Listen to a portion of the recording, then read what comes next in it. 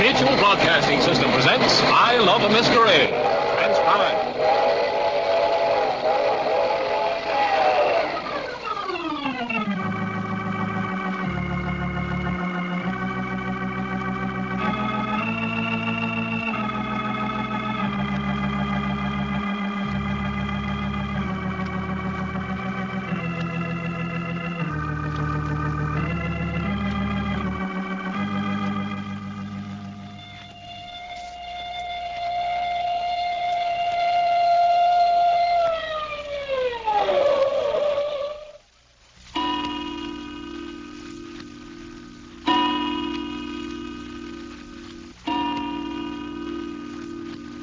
So at last you've seen one of them, these people you call they. Yes, but not his face. No, don't try to sit up. I'm thirsty. Get her a glass of water, Doc. Water coming right up. Just lie still and keep covered up. Where am I? Don't you recognize your own bedroom? Oh, yes. You're sure you do? Yes. It's my bedroom. I always hated it. Why? Because when I was little, Grandma punished me by locking me in here. I was afraid. Why? There were pictures on the wall. Pictures of Humpty Dumpty and Simple Simon and Peter Piper and a lot more. You mean the wall was papered with Mother Goose characters? Yes. And they wouldn't stop looking at me. Even when I shut my eyes, they were still there, looking at me, laughing. That was when you were a very little girl? Yes. Here you are, Jack. Couldn't find a glass. All right. No, let me raise you up. All right. There. Go ahead. Thank you. Better? Yes. Now then, you say you didn't see him. That is, his face. No. They're very clever. Was his face covered? No. It just wasn't there.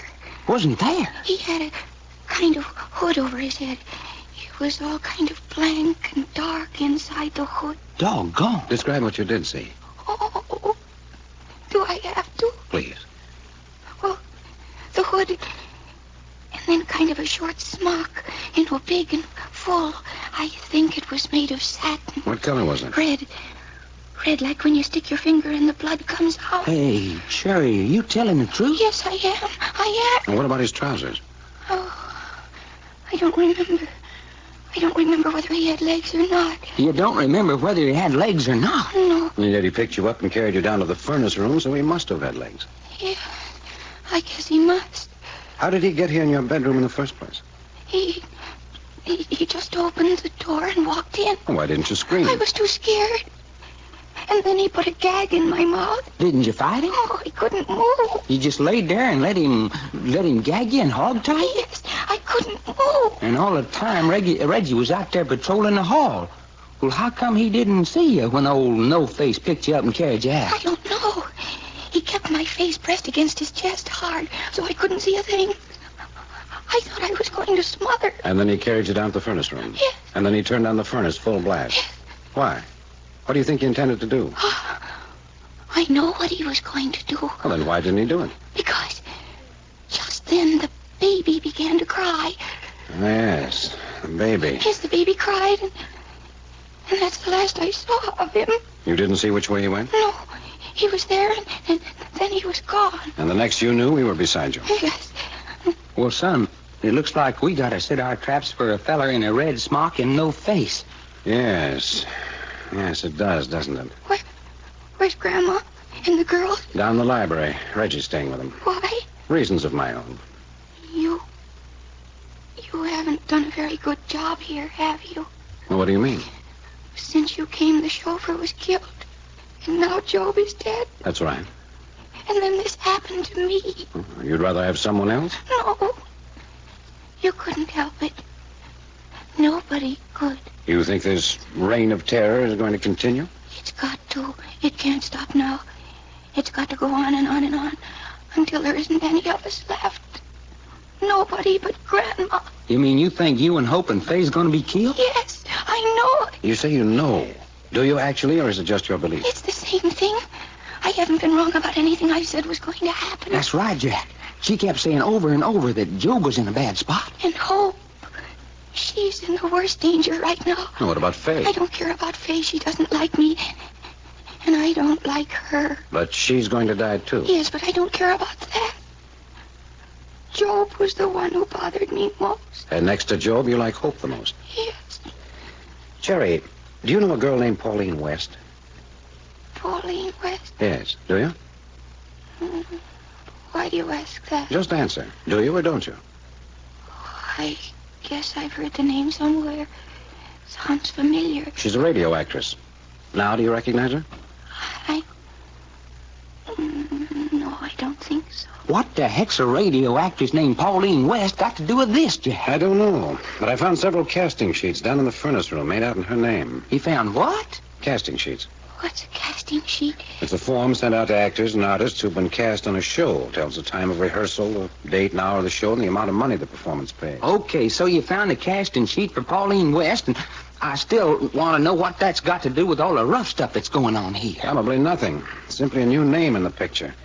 And if there's a Pauline West connected with this house, I want to know it. Well, wouldn't Cherry know it if there was? Seems likely.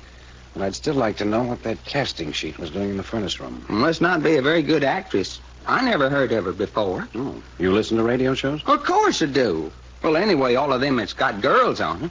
What you think I just bought a battery set to carry around with me for? In love with all the women on the air. And boy, is there a couple of them that I'd like to write dialogue for. Would, huh? You're darn right. The words I'd put in those babies' mouths would make the radio censors turn over in their graves. What do you know about radio censors? Nothing. Then what are you talking about? Okay. Hey, Jack, look.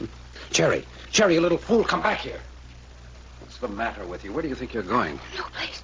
Well, come back here and get into bed. Pull the covers back there. Yeah. There. Now get into that bed. All right. I wasn't going anywhere. And what do you mean, trying to sneak out on us? No, I wasn't. I just don't like this room. Oh, would you like us to move you downstairs? Jack, where are you? Hey, that's Reggie. Up in Cherry's room, Reggie. Something's happened. I knew it.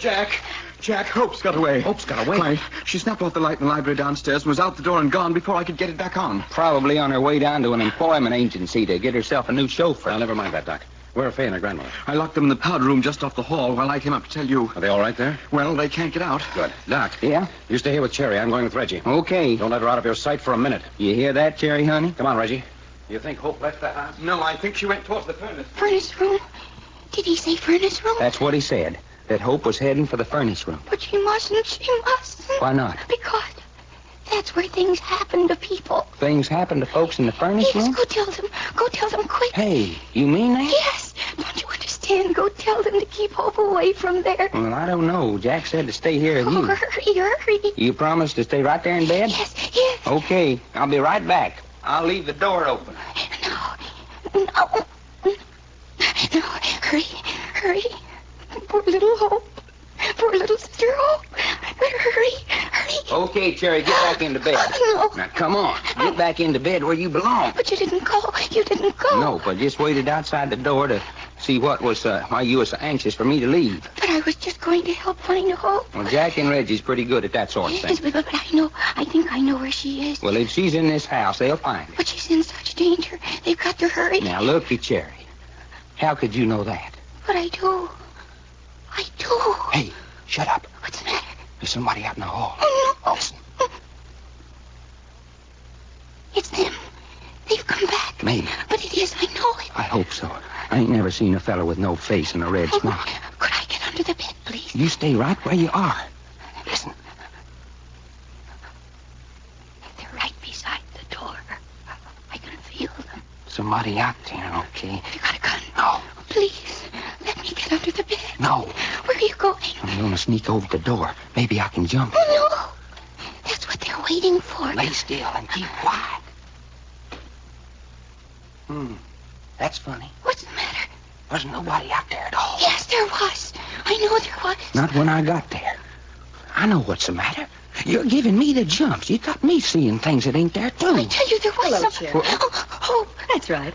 Hello, Texas. Well, hey, Hope, everybody in this house is looking for you. Now, that's silly. What'd you dodge out of the library for? I had to see Cherry, my little sister Cherry. Oh, I'm so glad you came. I was so scared for you. Sisterly devotion, huh? Yes. I love you so. She loves me so. Now, isn't that sweet? Oh, Hope. Don't say that.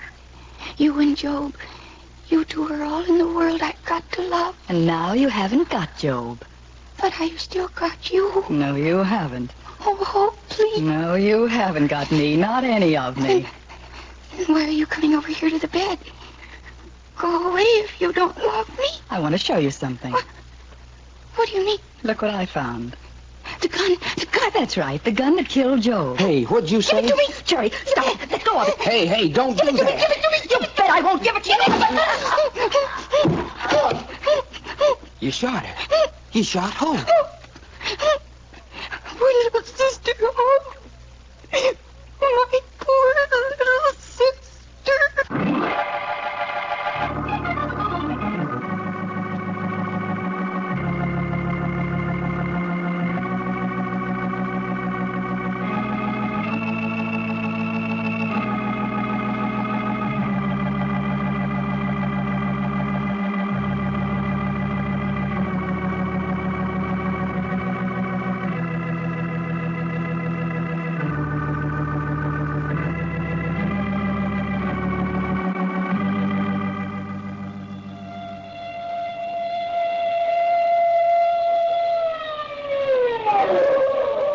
The further transcribed adventures of Jack, Doc, and Reggie will come to you tomorrow at this same hour.